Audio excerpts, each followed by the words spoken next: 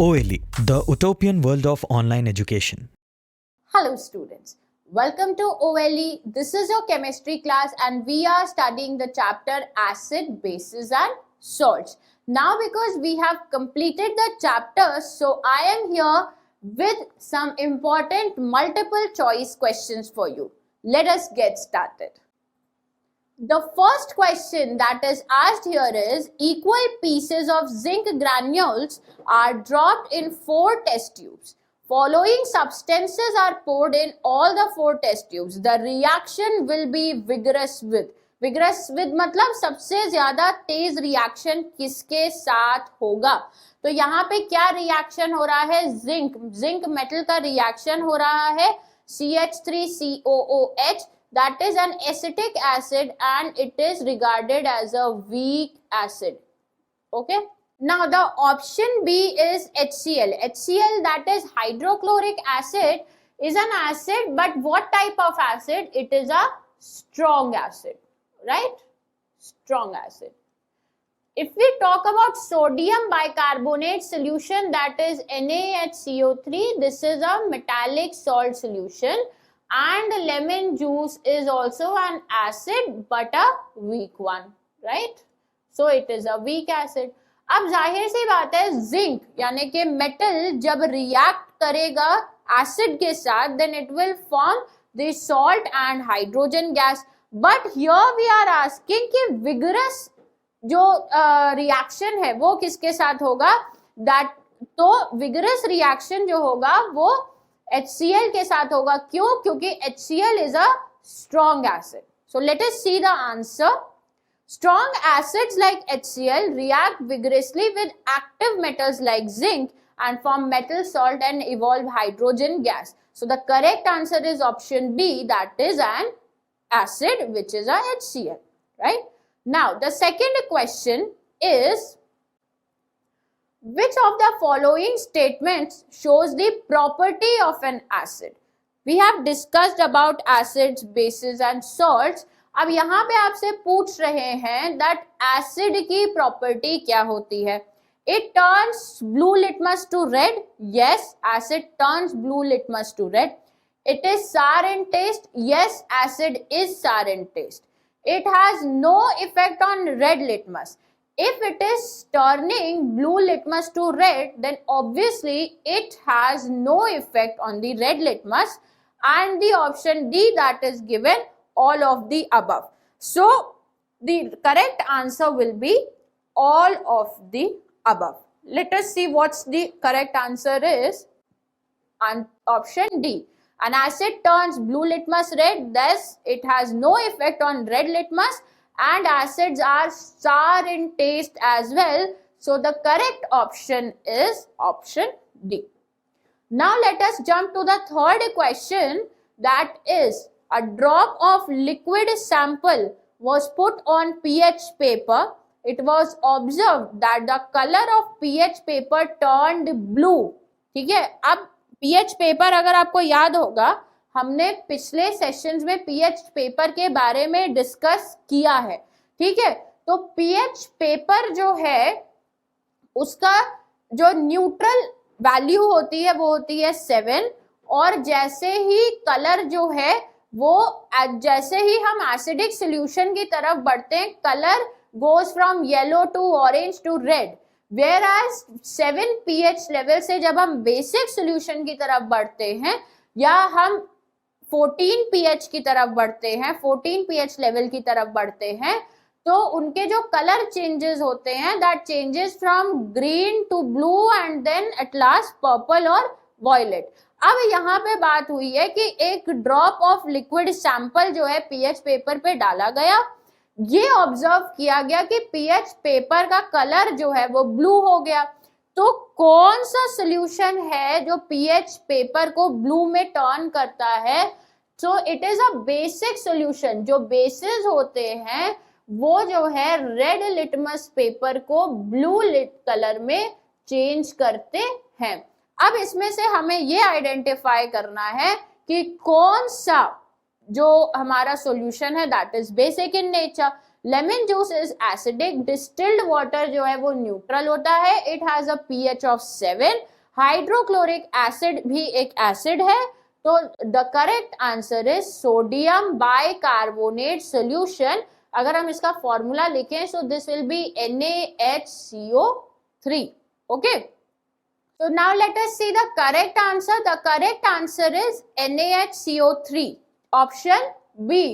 That is written here. The liquid sample is of sodium bicarbonate, that is NaHCO3 solution. It is a basic solution and we know that a basic solution turns the pH paper to blue. Now let us jump to the question number 4. That is, two solutions X and Y were found to have pH value of 4 and 10 respectively. दो solution लिए गए हैं, एक solution लिया है X, दूसरा solution लिया है Y.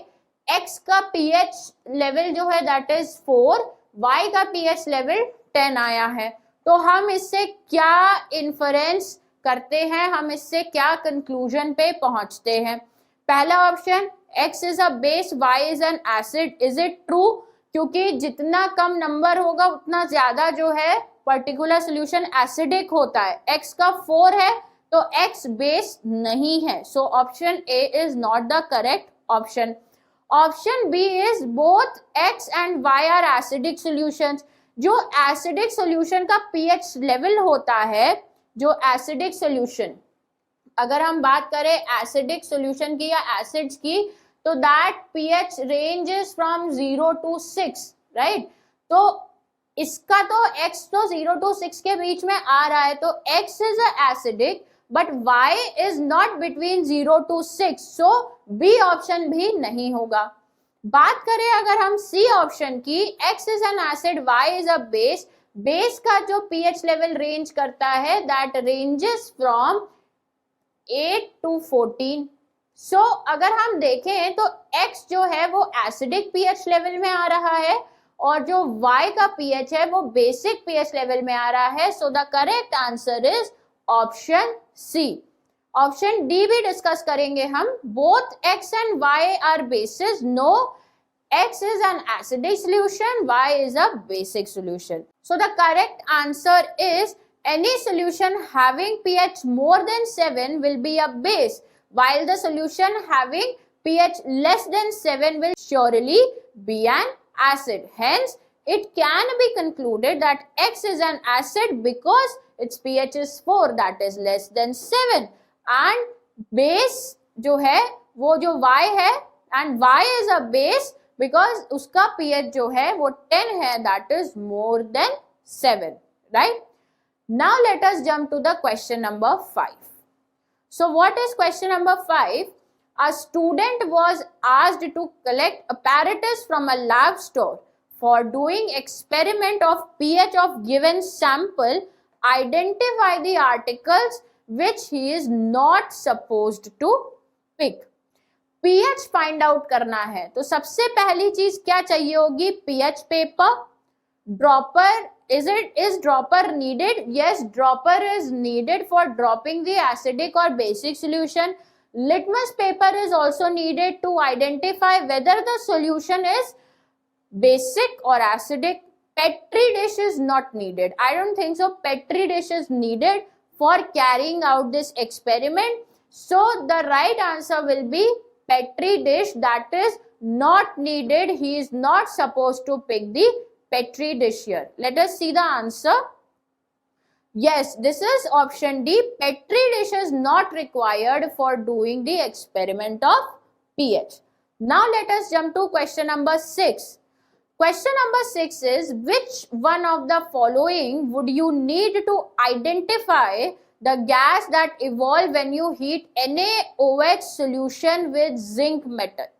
Here we are heating the zinc metal with NaOH solution.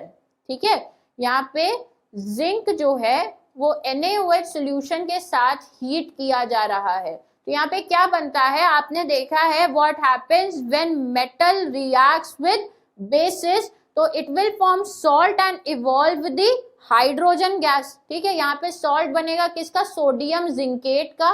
That is Na2ZnO2, यहाँ पे सॉल्ट बनेगा और हाइड्रोजन गैस इवॉल्व होगी। ठीक है, अब ये तो हमें समझ में आ गया रिएक्शन लिख के, that here a metal is reacting with a base forming salt and hydrogen gas. Now hydrogen gas is being evolve. Now the question is asked कि ये जो गैस निकल रही है, ये जो हाइड्रोजन गैस निकल रही है, इसको हम आइडेंटिफाई कैसे करेंगे?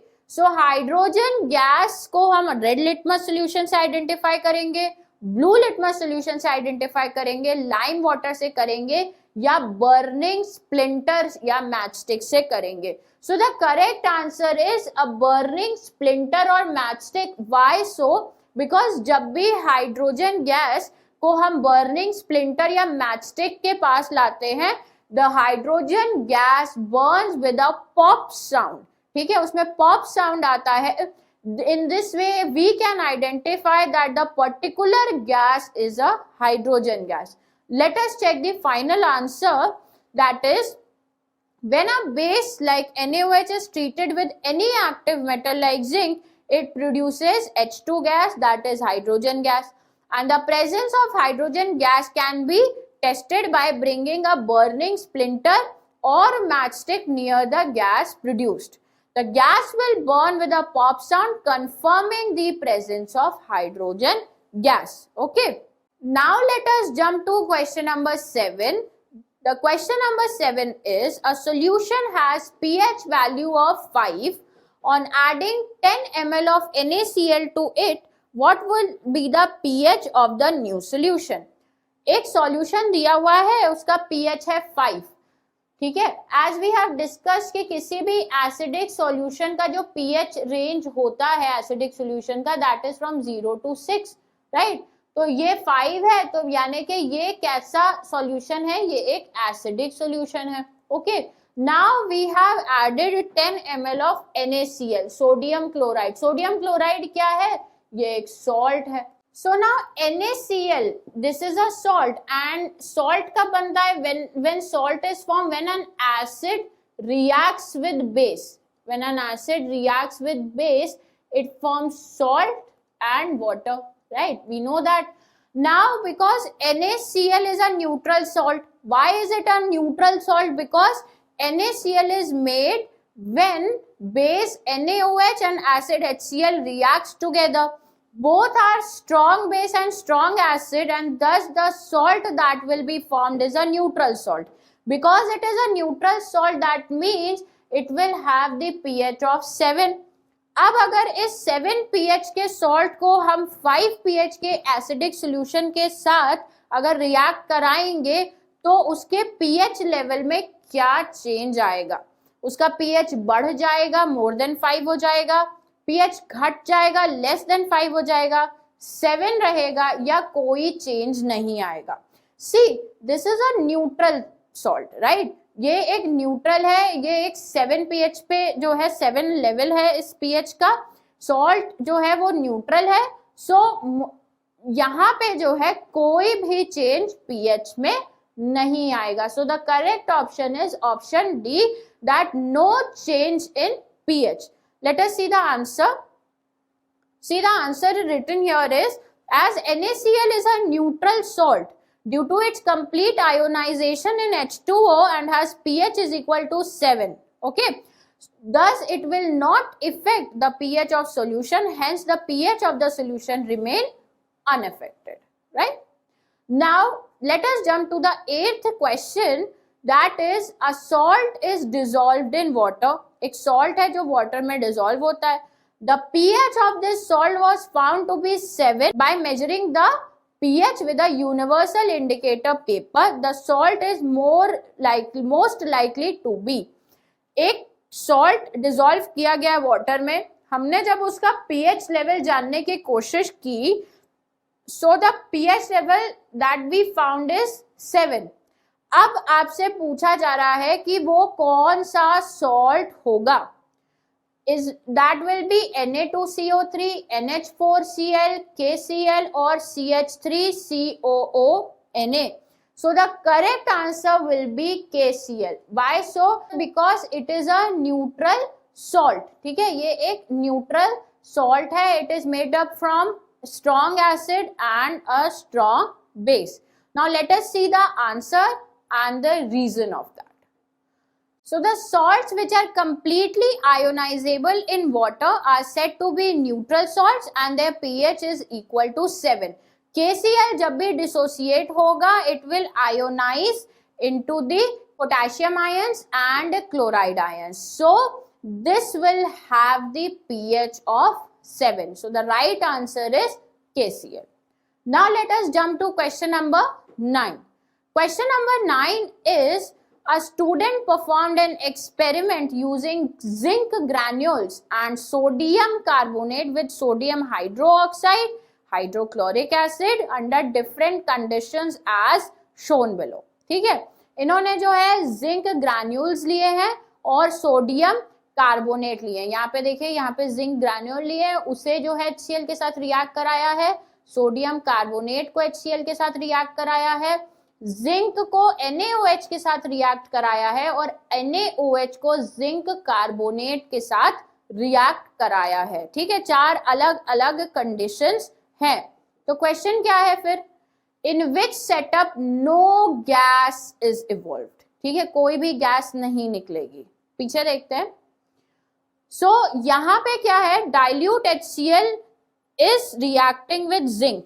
ठीक है, यहाँ पे एक मेटल है जो एसिड के साथ रिएक्ट कर रहा है। So zinc plus HCl that gives out ZnCl2 plus H2। So यहाँ पे तो हाइड्रोजन गैस इवॉल्व हो रही है।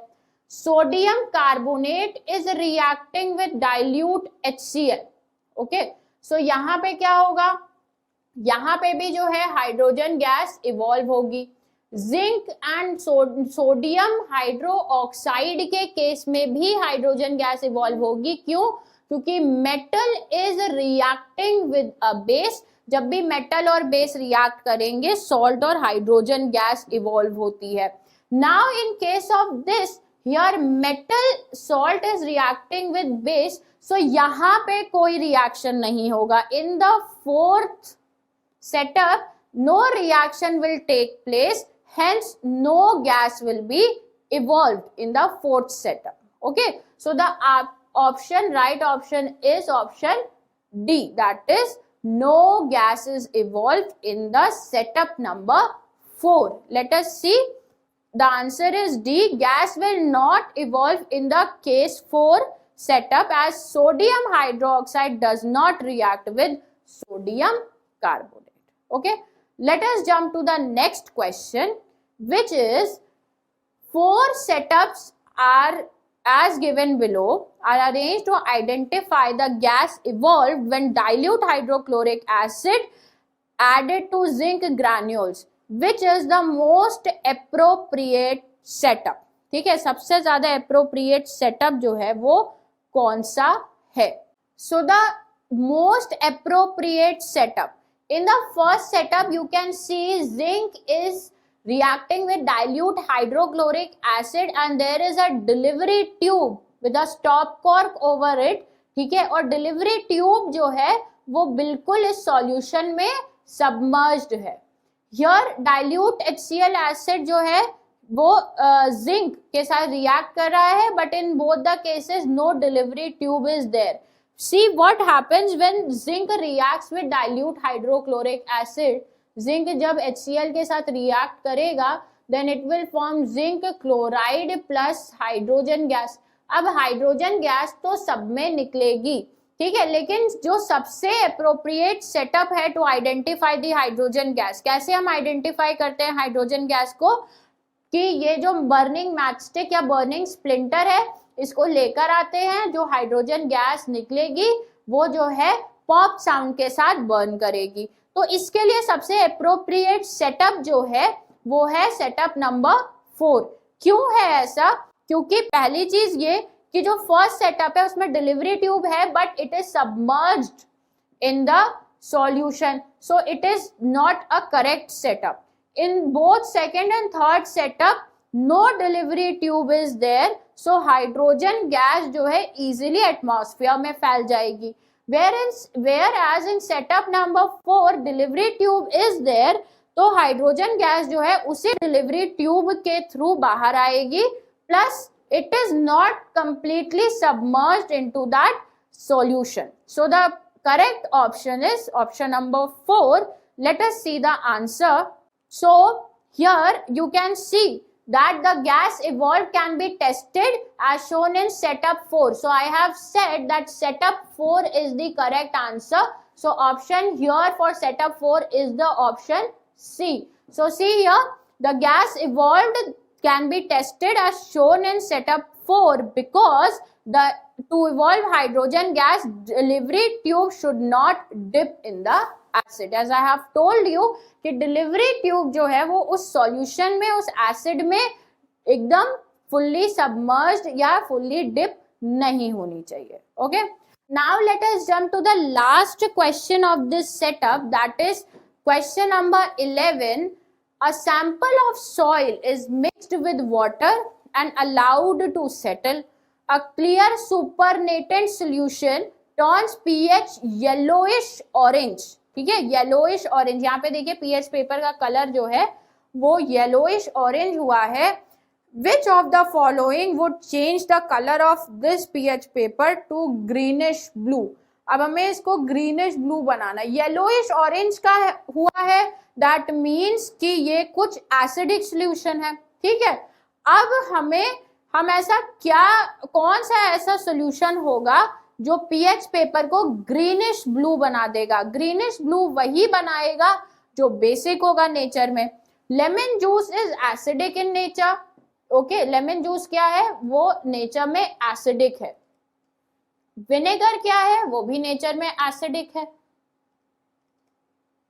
अगर हम बात करें कॉमन सॉल्ट की, this is neutral in nature. तो हम क्या ऐड करें कि उसका कलर जो है ग्रीनिश ब्लू होगा? We can add antacid. Antacid क्या होता है? एंटासिड जो है वो एक बेस होता है जो एसिडिटी को न्यूट्रलाइज करता है. ठीक है, so this is a base. ये जो है उसका पीएच लेवल बढ़ा सकता है. So the correct option is option D, that is antacid.